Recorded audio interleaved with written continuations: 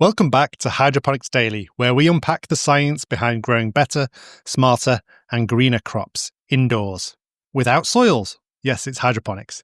I'm your host, Dr. Russell Sharp, and today we're diving into a surprisingly powerful ally in your hydroponic toolkit, silicon.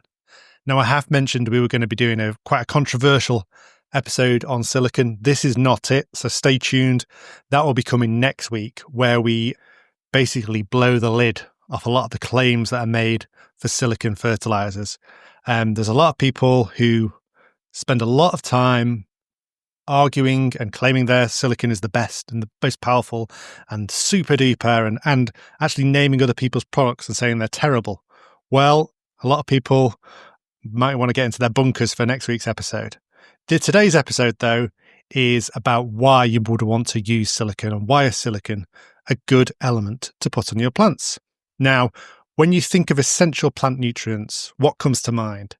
Nitrogen, potassium, phosphorus, maybe calcium and magnesium. These are all the macronutrients, as well as sulfur. But what about silicon? That's not even a micronutrient. But believe it or not, this often overlooked element plays a critical role, especially if you're working with grasses, bamboos, or even horsetails. Have you heard of horsetails? They're what's often called Lego plant. My kids love to pull them apart and put them back together again. They're called the Lego plant. So they're really important for grasses, bamboos, but also lots of other plants. Silicon's really important.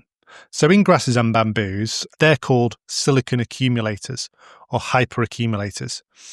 One species, the Sasa veitchii, can store up to 41% of its dry weight as silica.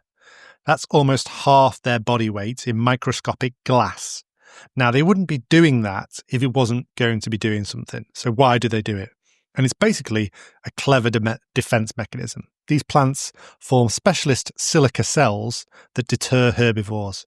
Imagine chewing through sandpaper, or imagine I gave you a delicious burger to eat, or a vegetarian patty or a vegan patty, and if you're vegetarian, and I said, this is delicious, it's been, Wagyu beef and things like this, but then I poured sand over it. You wouldn't eat it, you wouldn't even go near it, you wouldn't even try and wash the sand off. And that's the same with herbivores. If there's silica in there, it's not as nice to eat. So that kind of texture here we're talking about, it's not just a physical defense either.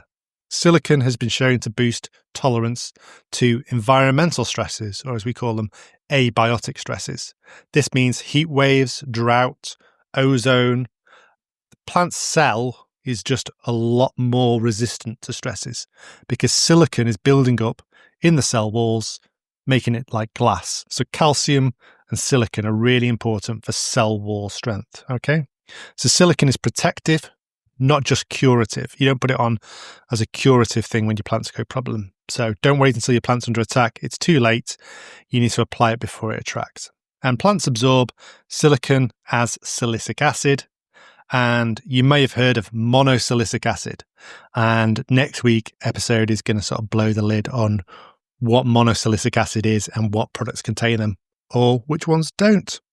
And you'll be surprised. So once the plant has absorbed the silicic acid and it's moved it around its plant systemically in the xylem, then it forms structures in the plant called phytoliths. And these phytoliths are unappetizing to pests, and they will dull your pruning tools. They're that strong. So especially if you're pruning bamboo. Now, phytolith sounds technical and scientific. Phyto means plant and lith means rock. So basically plant rocks. So specialist cells. Okay. So not all plants are equal. It's worth noting that monocots, grasses, cereals, they're high accumulators, and dicots, broadleaf plants like tomatoes, beans, hemp, legal cannabis, generally aren't, but some of them can be. So if I was growing any sort of monocot, a grass or a cereal, then I would be supplementing with silicon. Okay. So silicon is abundant in most soils, but its bioavailable form, silicic acid, can be scarce. Now, especially true if you're not using soil. So if you're using cocoa or peat or rock wool, there may not be soluble silicic acid in there. So that's where other additives come in. Okay, so you may have heard of potassium silicate that provides potassium and silicon. And it's often you'll often read that potassium is really good for plant defense. It makes the plants resilient to stress. And I believe that's probably because naturally the potassium's linked to silicon. It's not the potassium that's doing that defensive work. It's the silicon that it goes in, the anion to the cation. So potassium is positively charged, silica is negatively charged. And we're going to talk about potassium silicate much more next week because it's an alkaline product. So and it's a product with a fairly high electrical conductivity. So from both a pH and an EC perspective, you have to be careful. Certainly worth saying here, avoid any soluble silicon product that contains sodium. Those will increase the soil salinity and hurt your plants much more than they help. Quickest way to kill your plants is put sodium on them. Sodium silicate is what's also referred to as liquid glass, but potassium silicate is also referred to as liquid glass. It's a very, very cheap form of silicon. I think the only use I've heard of it's being used with plants is like putting onto soil to stop it from actually prevent drainage and increase soil strength when there's been like a nuclear meltdown in like Fukushima in Japan. They used a lot of silicon then to stop it getting into certain waterways and things like that. Normally you would never go near it. So we said horsetails also contain a lot of silicon, and you can actually extract silicon from horsetails, and horsetails were traditionally used as like scouring brushes for cleaning pots and pans. They contain that much silicon. So in horsetails, it's considered an essential nutrient. It's important to note that for most plants, silicon is not considered an essential nutrient because plants will live and survive and reproduce without it. They may not be as tolerant to stresses and pests and diseases, but they can live without it. So it's not considered essential. It's just a highly desirable one. And if I was growing hydroponically, I would always add silicon. There's no reason not to. It's not stupidly expensive, and it's always going to be positive. Okay, so there are ways you can use in the soil. Obviously, loam-based medias will be naturally high in silicon.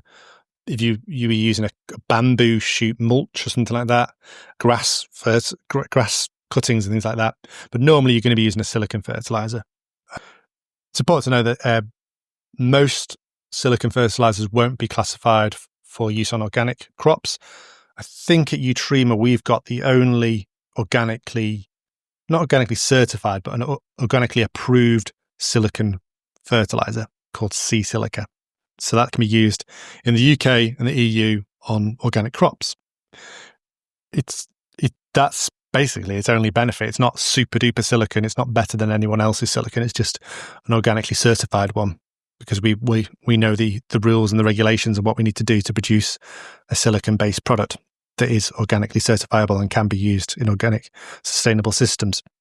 Another great use of silicon is that it doesn't just stop bugs and stresses, it actually binds toxic pollutants inside the plant cells, shielding them from metabolic processes and shielding them from damaging the plant.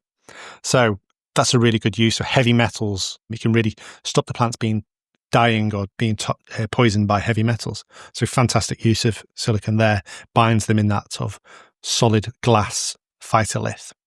One cell structure that contains a lot of silicon is trichomes. So if you're looking to produce a crop that is very high in trichomes and the terpenes and terpenoids that are very high found in the trichomes, then you'll need to make sure there's good silicon nutrition there as well. So silicon, it might not grab the headlines like nitrogen phosphorus does, but in the right systems and the right plants, it can be a total game changer, strengthening your cell walls, deterring pests, boosting stress resistance, and massively increasing your trichome content and structure and size.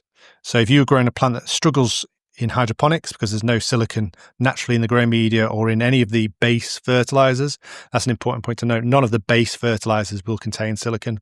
Then always look to add a silicon additive, and we'll go through all the options for that next week. It's important to know that no matter which silicon additive you use, gold leaf, as it's called in North America, or liquid gold, as it's known in the UK, will always be your go-to fertilizer that I would choose because it's pH perfect. It corrects the pH. So if you added potassium silicate products, that were very high in pH, you don't need to worry about the pH being dragged up, because gold leaf just drags it back down to the sweet spot. And the same for any acidic products. Gold leaf will just drag it back up to the sweet spot, because that's the buffering technology that's ingrained in the product. So silicon, fantastic additive to use. I would always add a silicon, especially early on in veg, and probably all the way through to harvest. I wouldn't massively overdose it. Never overdose on silicon, because it will increase the EC value if you're not careful, and then you can be in a world of pain and get more stress. So always follow the manufacturer's description and never go above that. Don't do that for any fertilizer unless you know it's weak as piss, really. Okay, so that's been Hydroponics Daily for today. If you found this useful, share it with a friend, and share it with your friends so that they're following, ready for next week when we blow the lid off silicon fertilizers and the claims they make. Should be a good one. Okay, thank you very much for listening. Until tomorrow, that's been Hydroponics Daily.